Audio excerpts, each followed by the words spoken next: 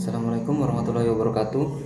Perkenalkan, nama saya Amar Kaironi, NIM 220401024, Fakultas Ekonomi dan Bisnis. Di sini saya akan menjelaskan tentang materi pengantar manajemen. Materi pengantar manajemen ini akan didapatkan setiap mahasiswa yang masuk program studi manajemen dan program studi lain di Fakultas Ekonomi Perguruan Tinggi. Sesuai dengan namanya, materi ini memberikan materi pengantar atau sifatnya mendasar dari ruang lingkup manajemen. Artinya, materi yang diajarkan di dalamnya bisa disebut sebagai materi pemanasan sebelum mempelajari materi lain di manajemen yang lebih detail dan mendalam. Meskipun memberikan materi yang sifatnya mendasar, justru dengan karakter ini akan membuatnya menjadi materi yang krusial untuk dikuasai. Sebab memahami hal yang mendasar, maka dijamin akan kesulitan untuk memahami materi lebih detail dan rumit. Jadi materi satu ini tetap perlu dikuasai, dan saat mengikuti perkuliahan ada baiknya kita sebagai mahasiswa selalu fokus dan serius, sebab akan mempengaruhi tingkat pemahaman di mata kuliah lainnya. Kemudian kita masuk pada pengertian pengantar manajemen itu sendiri. Jika kita membahas mengenai materi pengantar manajemen, maka bisa dimulai dari pengertian atau definisinya, yaitu dari definisi manajemen itu sendiri. Manajemen merupakan suatu proses dalam mengatur sesuatu yang dilakukan oleh sekelompok orang atau organisasi untuk mencapai tujuan organisasi tersebut. Proses dalam mencapai tujuan organisasi bisa dilakukan dengan memanfaatkan sumber daya yang ada dan mau saling bekerja sama. Sebab yang namanya mencapai suatu tujuan organisasi, maka dijamin tidak bisa dilakukan satu atau dua orang saja, melainkan semuanya. Hal ini juga berlaku dalam rumah tangga. Tujuan keluarga akan tercapai saat suami dan istri saling berusaha mencapainya. Pemanfaatan sumber daya yang ada dan memunculkan semangat untuk saling bekerja sama tentu butuh keterampilan yang khusus. Keterampilan inilah yang akan dipelajari oleh mahasiswa di jurusan manajemen tadi.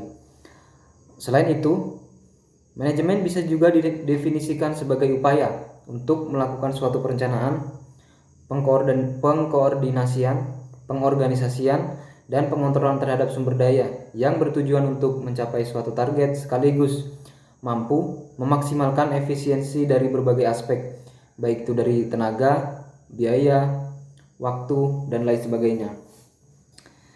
Dilihat dari asal kata, manajemen berasal dari bahasa Inggris to manage yang memiliki arti mengurus atau melakukan tata laksana, sehingga manajemen membantu seseorang untuk mampu mengatur, membimbing, maupun memimpin suatu kelompok atau bawahan untuk mencapai suatu tujuan atau target bersama-sama. Kemudian kita masuk pada pengertian manajemen menurut para ahli. Para ahli kemudian mengungkapkan pendapatnya terkait pengertian dari materi pengantar manajemen ini. Berikut di antaranya. Yang pertama, menurut George R. Terry. Pendapat pertama yang disampaikan oleh George R. Terry yang dalam bukunya yang berjudul Principle of Management menjelaskan definisi manajemen. Menurut Terry, manajemen merupakan suatu proses yang bisa membedakan antara perencanaan, pengorganisasian, penggerakan, pelaksanaan, dan juga pengawasan. Proses untuk membedakan serangkaian kegiatan tersebut menggunakan ilmu dan juga seni, sehingga bisa menjadi suatu tujuan yang telah ditetapkan sebelumnya. Artinya, mengkoordinasikan suatu kelompok yang penting untuk memahami ilmu karena memang ada ilmunya dan seni tersendiri. Tidak biasa asal-asalan. Kemudian yang kedua, menurut Mary Parker Follett. Pendapat kedua disampaikan oleh Mary Parker Follett. Follett menjelaskan definisi dari materi pengantar manajemen adalah seni dalam menyelesaikan suatu pekerjaan yang dikerjakan melalui orang lain, sehingga seseorang yang menerapkan ilmu manajemen akan mengatur orang lain untuk melakukan pekerjaan tertentu, sehingga seorang ahli manajemen cenderung menjadi pemimpin dari sekelompok orang atau menjadi petinggi di suatu perusahaan dan organisasi. Karyawan yang berada di bawah naungannya akan mengikuti perintah yang diberikan, sebab dalam hal mengatur segala kegiatan idealnya memang dilakukan oleh satu orang agar tidak terjadi selisih pendapat. Kemudian yang ketiga, menurut Thomas H. Nelson. Thomas H. Nelson juga mengungkapkan pendapatnya terkait definisi dari pengantar manajemen atau manajemen. Menurut Nelson, manajemen diartikan sebagai ilmu dan seni yang dipadukan oleh ide-ide, fasilitas, proses, bahan, dan juga orang-orang yang untuk bisa menghasilkan barang maupun jasa yang bermanfaat. Proses manajemen sendiri memiliki banyak tujuan, selain menghasilkan barang dan jasa, juga untuk menghasilkan laba. Definisi yang disampaikan Nelson berhubungan dengan manajemen kegiatan produksi di sebuah tempat produksi, misalnya pabrik, makanan, garmen, pabrik obat, dan lain sebagainya. Kemudian kita masuk pada fungsi dari pengantar manajemen itu sendiri. Setelah kita memahami dari pengertian manajemen itu, maka selanjutnya adalah mengetahui fungsinya. Fungsi dari manajemen sendiri cukup banyak dan setiap ahli juga mengemukakan pendapatnya. Namun secara keseluruhan fungsi tersebut antara lain, yang pertama fungsi perencanaan. Fungsi dari manajemen adalah fungsi perencanaan, yaitu proses pengambilan keputusan yang menjadi dasar bagi kegiatan-kegiatan ekonomis serta efektif pada waktu atau masa mendatang, sehingga strategi dalam mengatur agar organisasi mencapai tujuan perlu ditetapkan di masa awal. Namun penting untuk memiliki atau membentuk tujuan atau target terlebih dahulu. Target yang jelas akan memudahkan perencanaan untuk mengatur sumber daya yang ada sehingga mencapainya dengan maksimal. Jika target tidak jelas, maka manajemen tidak dapat berjalan. Kemudian yang kedua yaitu fungsi pengorganisasian. Fungsi kedua dari manajemen adalah fungsi pengorganisasian, yakni proses dalam menciptakan hubungan-hubungan antara fungsi personalisasi kepada faktor fisik agar aktivitas atau suatu kejadian dapat dilaksanakan, disatukan, dan juga diarahkan untuk mencapai tujuan bersama. Sehingga fungsi ini menjelaskan bahwa manajemen dapat membantu menghubungkan berbagai hal dan aspek sekaligus menghubungkan antara sumber daya satu dengan lainnya di suatu organisasi agar bisa digunakan untuk mencapai suatu tujuan yang sudah ditetapkan di awal. Yang ketiga, fungsi pengarahan. Fungsi ketiga adalah sebagai pengarahan, yaitu berfungsi untuk menstimulir tindakan-tindakan agar benar-benar bisa dilaksanakan. Lewat fungsi ini, manajemen bisa membantu mengarahkan suatu tindakan dari sekelompok orang atau tim di dalam suatu organisasi atau perusahaan, supaya bisa melaksanakan hal-hal yang sudah direncanakan untuk mencapai suatu tujuan. Kemudian yang berikutnya, fungsi pengorganisasian. Fungsi berikutnya di dalam materi pengantar manajemen adalah pengorganisasian, pengkoordinasian. Sesuai dengan namanya, manajemen juga berfungsi sebagai media untuk mengkoordinasikan semua aktivitas-aktivitas karyawan di suatu organisasi atau perusahaan, sehingga aktivitas yang dilakukan masing-masing karyawan bisa saling mendukung, selaras, dan berada di jalur yang sama untuk mencapai tujuan yang sama juga. Tanpa adanya koordinasi, maka setiap karyawan akan bertindak sendiri-sendiri, sehingga tujuan perusahaan menjadi sulit untuk dicapai. Kemudian fungsi yang berikutnya yaitu fungsi pengawasan. Fungsi dari pengawasan yaitu manajemen ternyata juga memiliki fungsi untuk mengawasi jalannya kegiatan di suatu organisasi yang dilakukan oleh tim karyawan di dalamnya. Pengawasan ini penting untuk mengetahui kinerja masing-masing karyawan sudah baik atau belum. Selain itu, untuk memastikan setiap karyawan masih dalam kondisi di satu jalur yang sama, di mana terdapat kesamaan visi dan misi, Semua tindakan atau aktivitas yang dilakukan mengarah pada pencapaian tujuan bersama. Semuanya saling membantu, saling bahu-membahu dan mempercepat pencapaian tujuan tersebut.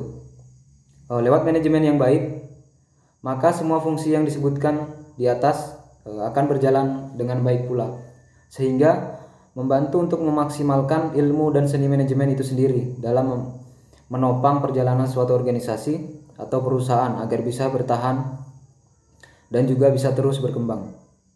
Kemudian yang materi berikutnya yaitu unsur-unsur dari manajemen.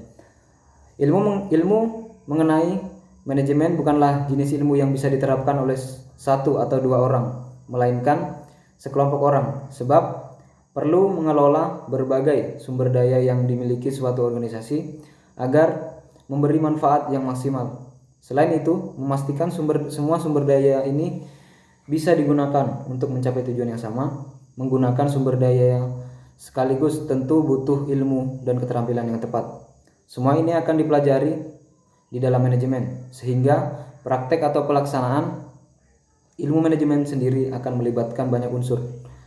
Adapun unsur-unsur pokok yang memastikan penerapan ilmu manajemen bisa maksimal adalah yang pertama, manusia. Unsur pertama di dalam penerapan manajemen adalah manusia atau human dalam bahasa Inggris.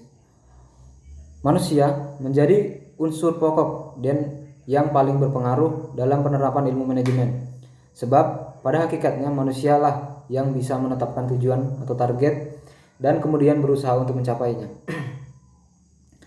Seorang pengusaha misalnya ingin perusahaan yang dimiliki bisa berkembang dan mengalami kenaikan omset.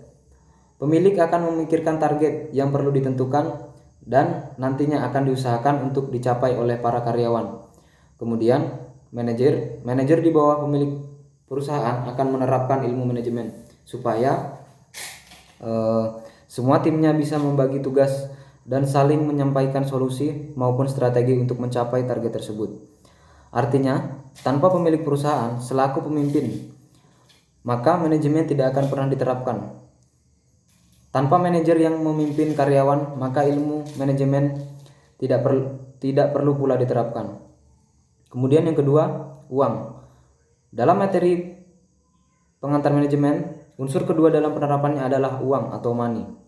Unsur uang sama pentingnya dengan unsur manusia dalam menerapkan ilmu manajemen, sebab uang ini akan memberikan jalan dan sejumlah fasilitas bagi manusia untuk melaksanakan strategi pencapaian tujuan. Jumlah uang yang tersedia juga akan mempengaruhi seberapa cepat tujuan bisa dicapai oleh suatu organisasi. Misalnya saja, suatu perusahaan menetapkan target penjualan 1 miliar rupiah dalam kurun waktu 1 bulan. Maka perusahaan juga harus mampu menyediakan dana untuk mendukung kegiatan promo. Bagian pemasaran bisa menggunakan dana tersebut untuk menggunakan layanan iklan, mulai dari mencetak brosur dan membayar orang untuk membagikannya kepada masyarakat. Selain itu juga membayar iklan online, baik itu di media sosial, Google Ads dan lain sebagainya. Kemudian yang ketiga, bahan. Unsur manajemen berikutnya adalah bahan atau materials. Material ini bisa diartikan pula sebagai bahan baku. Bahan baku sangat penting untuk disediakan atau dimiliki untuk mendukung pencapaian tujuan organisasi. Semakin terjamin jumlah dan kualitasnya, maka semakin terjamin pula kualitas produk dan jasa yang disediakan. Oleh sebab itu, penerapan materi pengantar manajemen diperlukan kehati-hatian dalam memilih bahan baku. Bahan baku yang kualitasnya buruk akan menurunkan kredibilitas produk dan jasa, sehingga pencapaian target menjadi tersendat dan bahkan harus menetapkan target baru sebagai alternatif. Kemudian yang berikutnya, mesin. Unsur penting selanjutnya adalah mesin atau mesin, yaitu semua jenis alat atau mesin yang digunakan manusia untuk memudahkan suatu pekerjaan tertentu yang sudah diatur dalam perencanaan manajemen, biasanya tidak bisa dilakukan secara manual. Perusahaan kemudian menyediakan alat-alat dan mesin khusus untuk memfasilitasi proses produksi atau suatu pekerjaan tertentu. Misalnya saja, Sebuah perusahaan percetakan perlu menyediakan printer jenis tertentu supaya karyawan bisa mencetak file konsumen dan mendapatkan kepuasan konsumen tersebut. Penyediaan alat dan mesin akan membantu memaksimalkan kegiatan produksi. Produksi yang lebih cepat dan jumlahnya lebih tinggi. Hal ini akan memudahkan perusahaan mendapatkan omset lebih banyak sehingga pencapaian target penjualan bisa lebih maksimal. Kemudian yang berikutnya, metode. Unsur selanjutnya dalam pelaksanaan materi pengantar manajemen adalah metode. Metode merupakan suatu teknik atau strategi dan cara yang perlu ditempuh untuk membantu mengkoordinasikan semua sumber daya di dalam suatu organisasi. Penggunaan metode yang tepat akan membantu mencapai tujuan dengan cepat. Selain itu, metode yang benar juga akan meminimalkan kesalahan sehingga bisa menghindarkan masalah selama kegiatan dilaksanakan. Jadi, penting sekali bagi tim manajemen untuk menetapkan metode yang benar dan tepat. Kemudian yang berikutnya, pasar atau market. Unsur penting terakhir dalam ilmu manajemen adalah pasar atau market. Pasar menjadi tempat di mana barang dan jasa yang disediakan oleh perusahaan melalui proses yang panjang mendapatkan pembeli. Pasar yang jelas dan dalam kondisi sehat akan memastikan semua yang diproduksi laku terjual. Kegiatan operasional perusahaan menjadi terjamin yang kemudian membantu mempertahankan perusahaan tersebut dan bahkan menjadikannya terus berkembang. Oleh sebab itu, pasar menjadi unsur penting sebagai sarana dan bagian krusial dalam mencapai tujuan manajemen. Kemudian yang bidang pengantar manajemen. Manajemen selain memiliki banyak unsur, juga memiliki sejumlah bidang. Artinya, ilmu dan seni manajemen bisa diterapkan di banyak bidang, tidak hanya satu atau dua saja. Nah, adapun bidang-bidang tersebut adalah yang pertama manajemen produksi, kemudian manajemen pemasaran, manajemen strategi, manajemen sumber daya manusia, manajemen teknologi informasi, dan juga manajemen keuangan. Kemudian kita masuk pada materi konsep dasar pengantar manajemen. Di masa mendatang, penerapan materi pengantar manajemen memiliki konsep dasar yang semakin luas. Konsep dasar ini meliputi pertama, bertujuan untuk meningkatkan produktivitas. Sebab dengan menerapkan ilmu manajemen dengan baik dan dipatuhi pengaturannya oleh tim di dalam organisasi, maka masing-masing anggota tim ini akan bisa lebih produktif dan mampu memberikan sumbangsi besar kepada masa depan organisasi tempatnya bernaung. Kemudian yang kedua, didasarkan pada aspek kuantitatif dan perilaku manusia. Artinya, di masa mendatang penerapan ilmu manajemen akan sangat dipengaruhi oleh aspek kuantitatif. Aspek kuantitatif ini berhubungan dengan dampak suatu kejadian atau aktivitas yang kemudian diukur dengan nilai mata uang, misalnya rupiah. Kemudian yang ketiga, menghadapi berbagai isu, misalnya isu inflasi dan kelangkaan sumber daya manusia, hubungan karyawan dengan manajemen, dan isu lainnya.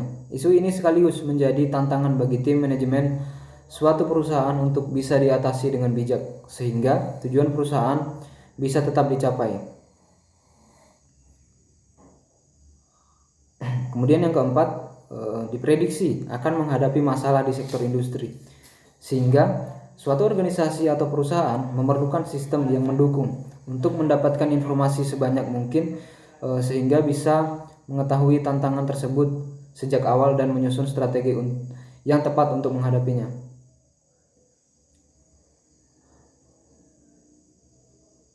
Pencapaian atau tujuan atau target pada dasarnya menjadi fokus utama dari penerapan manajemen. Oleh sebab itu, manajemen diperlukan agar sumber daya yang mempengaruhi pencapaian target tersebut bisa dimanfaatkan dengan optimal. Supaya bisa mencapainya, maka ilmu tentang materi pengantar manajemen perlu dipahami dengan baik. Kemudian Kemudian kita masuk pada tujuan dari pengantar manajemen itu sendiri.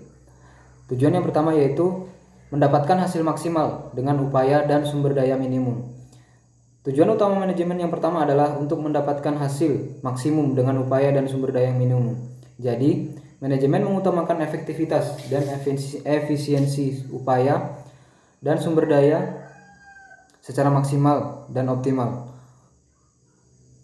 Manajemen pada dasarnya berkaitan dengan berpikir dan memanfaatkan sumber daya manusia, material, serta keuangan sedemikian rupa yang akan menghasilkan kombinasi yang baik.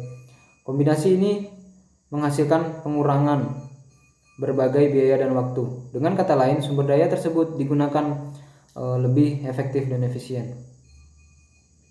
Kemudian yang kedua, meningkatkan efisiensi faktor-faktor produksi manajemen. Manajemen tidak hanya untuk berefisiensi upaya dan sumber daya, tetapi juga untuk efisiensi berbagai faktor produksi yang tepat. Efisiensi dapat ditingkatkan dengan mengurangi pembusukan, pemborosan, dan semua jenis kerusakan yang ada, yang pada gilirannya mengarah pada penghematan waktu, usaha, serta uang. Hal itu penting untuk pertumbuhan dan kemakmuran perusahaan. Faktor-faktor produksi merupakan hal penting bagi setiap organisasi, bisnis maupun organisasi lain. Setiap organisasi memiliki faktor-faktor produksi yang berbeda, tetapi secara umum faktor-faktor produksi yaitu tanah, modal, sumber daya manusia, dan sumber daya alam. Manajemen harus bisa memberikan efisiensi terhadap faktor produksi. Kemudian yang ketiga, kesejahteraan maksimum untuk pimpinan maupun karyawan. Manajemen memiliki tujuan untuk memastikan kelancaran dan koordinasi fungsi perusahaan. Hal ini untuk membantu dalam memberikan manfaat maksimal kepada karyawan. Manfaat tersebut dalam bentuk kondisi kerja yang baik, sistem upah yang sesuai, rencana insentif di satu sisi, dan keuangan yang lebih tinggi bagi pimpinan di sisi lain. Kemudian yang berikutnya, perbaikan manusia dan keadilan sosial. Adanya manajemen yang berfungsi sebagai alat peningkatan serta perbaikan masyarakat melalui peningkatan produktivitas dan pekerjaan. Manajemen memastikan standar kehidupan yang lebih baik.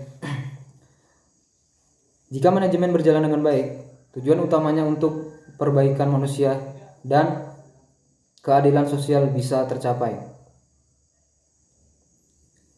Kemudian manfaat dari manajemen: membantu dalam mencapai tujuan organisasi.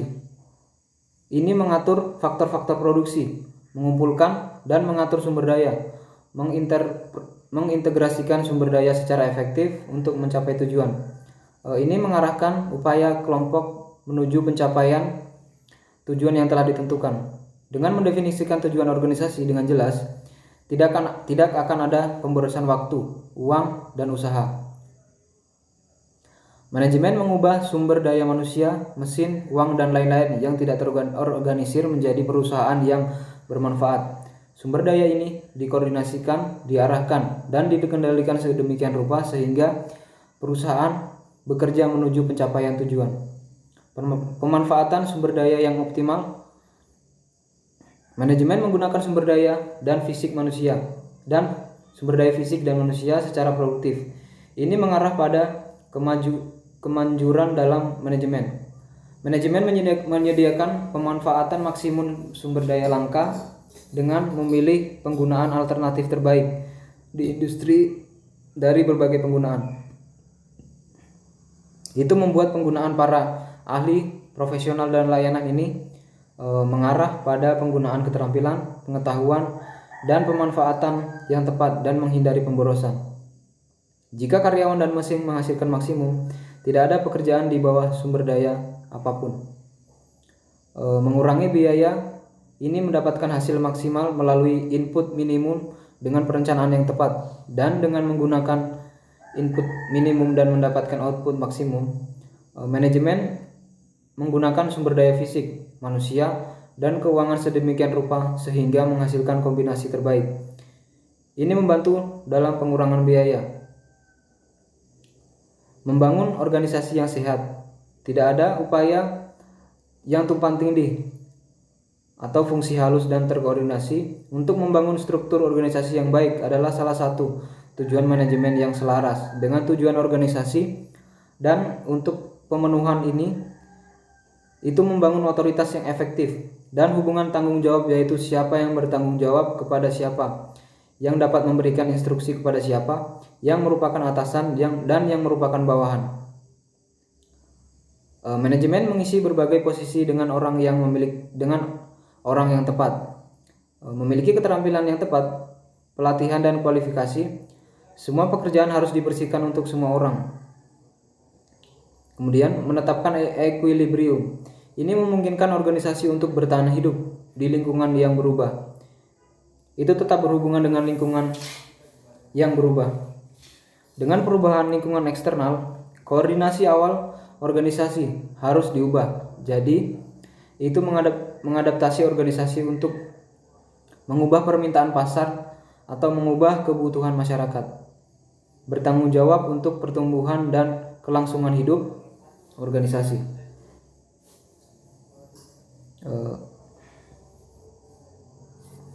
Kemudian tingkatan manajemen dan fungsi-fungsinya. Saat masuk ke program studi manajemen tertentu, maka dijamin akan berkenalan juga dengan sejumlah tingkatan manajemen. Tingkatan di dalam manajemen adalah hal umum yang berhubungan dengan pembagian tugas dan wewenang, supaya tujuan dari perusahaan dan organisasi bisa tercapai dengan pembagian tersebut. Manajemen sendiri memang menjadi ilmu yang bisa dikatakan mempelajari teknik pembagian tugas, tanggung jawab, dan wewenang. Alasan ini pula yang menjadikan anak manajemen saat di kampus kerap kali menjadi pimpinan saat mengikuti kegiatan kuliah. Mahasiswa di jurusan lain kadang menaruh sikap kehati-hatian agar tidak diberi tugas paling berat. Dalam penerapan ilmu manajemen kemudian dijalankan oleh beberapa orang dan dari berbagai tingkatan berikut ini. Yang pertama, manajemen puncak atau top manajemen. Pada tingkatan pertama akan muncul istilah manajemen puncak, dan bahasa Inggris disebut dengan istilah top manajemen. Manajemen puncak merupakan level paling atas di dalam manajemen yang diisi oleh kalangan petinggi dan eksekutif yang nantinya bertugas untuk menjalankan ilmu manajemen. Manajemen puncak terdiri dari orang-orang yang memiliki keterampilan, konsep yang baik supaya bisa memimpin suatu organisasi atau perusahaan secara keseluruhan, untuk bisa membangun tim kerja yang baik, sehingga siapa saja yang duduk di tingkatan manajemen ini harus punya keterampilan memimpin. Memimpin di sini bisa memimpin suatu divisi di dalam perusahaan atau organisasi, dan bisa pula memimpin perusahaan tersebut secara keseluruhan. Kemampuan dalam memimpin terbukti dari kepiawaiannya dalam membagi tugas dan tanggung jawab, serta membangun tim yang cakap dalam menjalankan tugas masing-masing. Perhitungan seorang pemimpin harus tepat dan dengan melihat jenis pekerjaan yang ada, karyawan mana yang punya keterampilan sesuai, jumlah karyawan yang akan ditempatkan di suatu pekerjaan, perhitungan jangka waktu penyelesaian pekerjaan, dan lain-lain. Kemudian apa saja manajemen tingkat menengah? Adapun yang secara umum berada di manajemen puncak ini adalah seperti dewan direktur atau dewan eksekutif, presiden direktur, kepala perwakilan, kepala divisi atau CEO, CFO, dan juga COO. Sedangkan untuk bentuk tugas dan juga fungsi dari para manajer di tingkat manajer atas ini adalah sebagai berikut.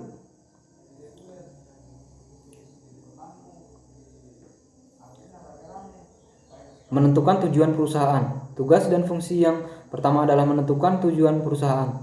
Seorang manajer di tingkat tertinggilah yang akan merumuskan tujuan dari suatu organisasi atau perusahaan. Kemudian tujuan ini diusahakan untuk dicapai oleh manajemen di tingkat bawahnya. Perumusan tujuan biasanya dalam bentuk target atau dipakai istilah target untuk mendefinisikan suatu tujuan perusahaan tersebut. Target ini penting untuk memastikan suatu perusahaan atau organisasi bisa berjalan dengan sesuatu yang jelas. Kemudian yang kedua, punya target pencapaian untuk bisa bertahan dan berkembang. Membuat kerangka rencana dan kebijakan perusahaan, yaitu menyusun rencana kerja dan menetapkan sejumlah kebijakan di perusahaan atau organisasi untuk mendukung pencapaian tujuan yang sudah dirumuskan tadi. Rencana kerja ini akan membantu pencapaian tujuan menjadi lebih cepat, sedangkan mengenai kebijakan perusahaan nantinya bisa membantu setiap karyawan fokus menjalankan tugasnya sekaligus lebih efisien. Misalnya kebijakan terkait jam kerja, perhitungan jam kerja diusahakan maksimal dengan menyesuaikan ketentuan pemerintah agar tidak ada karyawan yang kelelahan dan kerjanya menjadi tidak maksimal. Kemudian yang berikutnya, mengorganisir kegiatan dan pekerjaan, yakni melakukan pengorganisasian terhadap tugas dan tanggung jawab dari manajemen di tingkat menengah yang nanti dibahas di poin selanjutnya. Sehingga setiap tugas dari manajemen di tingkat menengah juga ditentukan daftarnya oleh manajemen puncak. Kemudian yang berikutnya, mengumpulkan dan mengatur sumber daya, yakni memiliki fungsi untuk mengumpulkan semua sumber daya yang dibutuhkan. Misalnya, siapa saja yang akan masuk manajemen tingkat menengah dan di bawahnya. Merekrut sejumlah karyawan yang akan menjalankan berbagai tugas sesuai kebutuhan dan lain-lain. Bertanggung jawab terhadap keberlangsungan perusahaan, yakni memiliki tanggung jawab yang penuh untuk mencari agar suatu perusahaan bisa bertahan. Segala inovasi bisa datang dari manajemen puncak dan dibantu pelaksanaannya oleh manajemen tingkat selanjutnya. Penghubung perusahaan dengan dunia luar, yakni meliputi semua usaha untuk memperluas jangkauan pasar dan menjalin kerjasama dengan organisasi maupun perusahaan lain, sehingga manajemen puncak akan sering keluar untuk bertemu manajemen puncak dari perusahaan lainnya. Kemudian yang kedua, manajemen menengah atau middle management. Pada tingkatan manajemen yang kedua disebut dengan istilah manajemen menengah dan dalam bahasa Inggris disebut sebagai middle management. Manajemen menengah pada dasarnya bertugas sebagai penghubung antara manajemen puncak dengan manajemen lini pertama yang dibahas di bawah. Siapa saja yang menjalankan profesi di bagian manajemen menengah bertanggung jawab untuk membawahi dan juga mengarahkan kegiatan-kegiatan manajer lain dan juga para karyawan yang menjalankan kegiatan operasional perusahaan. Sehingga tugas dan tanggung jawab dari manajemen menengah mencakup banyak hal dan menyentuh semua bagian dalam tubuh perusahaan. Apa saja manajemen pada tingkat menengah? Adapun jabatan yang masuk ke dalam manajemen menengah ini mencakup manajer cabang, kepala pengawas, kepala departemen, kepala bagian, plan manager, factory manager, regional manager, dan lain sebagainya. Tugas dan fungsi manajemen tingkat menengah. Sedangkan untuk detail tugas dan fungsi dari manajemen menengah ini antara lain memahami semua tugas dan tanggung jawab serta tujuan perusahaan yang sudah dirumuskan oleh manajemen puncak untuk kemudian disampaikan ke manajemen di bawahnya dan seluruh karyawan suatu perusahaan. Kemudian mengorganisir kegiatan di departemen atau divisi yang dipimpin oleh manajer yang bersangkutan sebagai upaya untuk menjalankan rencana kerja dan juga kebijakan yang ditetapkan oleh manajemen puncak. Kemudian yang berikutnya, melakukan rekrutmen dan proses seleksi terhadap semua calon karyawan yang mengirimkan aplikasi lamaran dan menentukan posisi mereka di bagian mana dan menjalankan tugas seperti apa. Kemudian yang berikutnya, melakukan pengawasan terhadap kinerja dari karyawan yang berada di departemen maupun di divisi yang dipimpin.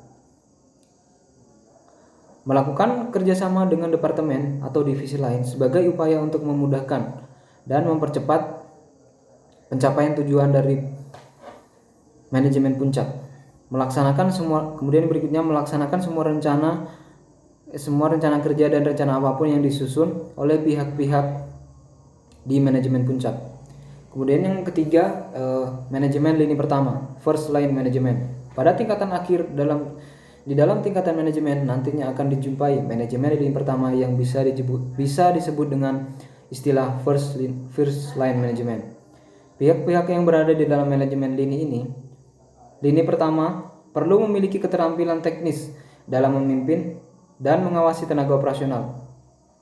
Tingkatan manajemen yang paling rendah adalah semua orang atau pihak yang berada di dalam tingkat ini akan menjalin kontrak atau hubungan langsung dengan tenaga operasional, sehingga pihak ini pula yang bisa mengetahui langsung kendala yang dihadapi para tenaga operasional saat kesulitan untuk mencapai target. Selain itu, bagian ini pula yang menjadi penghubung antara tenaga operasional dengan manajemen menengah. Setelah itu, dari manajemen menengah akan langsung disampaikan ke manajemen puncak, sehingga untuk mengatasi suatu masalah kadang tidak bisa diselesaikan di suatu tingkatan manajemen, melainkan perlu dikoordinasikan dengan manajemen di tingkat lainnya, khususnya untuk masalah yang pelik atau susah ditemukan solusinya dan punya dampak yang kompleks. Prosedurnya pun jelas, yakni bertahap untuk disampaikan dulu ke bagian manajemen menengah dan tidak bisa langsung ke manajemen puncak. Apa saja manajemen yang ada pada tingkat bawah ini? Adapun pihak yang secara umum bisa masuk ke dalam tingkatan manajemen satu ini mencakup kepala produksi, mandor produksi atau mandor pabrik, kepala seksi untuk sebuah perusahaan besar dan punya banyak administrasi, pengawas teknis untuk perusahaan otomotif, supervisor dan lain-lain. Tugas dan fungsi manajemen tingkat bawah. Sedangkan untuk tugas dan fungsi sama seperti tingkatan lain, juga memiliki beberapa poin khas. Di antaranya adalah memahami sekaligus mempelajari masalah dan keluhan yang dialami dan disampaikan oleh tenaga operasional sebagaimana yang dijelaskan sebelumnya. Kemudian membantu dan memang bertugas untuk menciptakan suatu kondisi yang baik untuk menjaga dan meningkatkan produktivitas dari tenaga operasional perusahaan, menciptakan hubungan yang baik antara bawahan dengan atasan, membantu manajemen menengah dalam merekrut karyawan dan membagi tugas atau menempatkan calon karyawan baru tersebut di bagian yang tepat dengan melihat pengalaman dan keterampilan yang dimiliki. Kemudian menjalin komunikasi dengan karyawan untuk mendengarkan saran mereka dalam mendukung perkembangan dan pencapaian tujuan perusahaan. Selain itu juga mendorong para karyawan untuk mengambil inisiatif, bertanggung jawab dalam meningkatkan moral karyawan di tempat kerja, sekaligus selalu berusaha meningkatkan semangat para karyawan untuk menjalankan tugasnya dengan baik demi keberlangsungan perusahaan.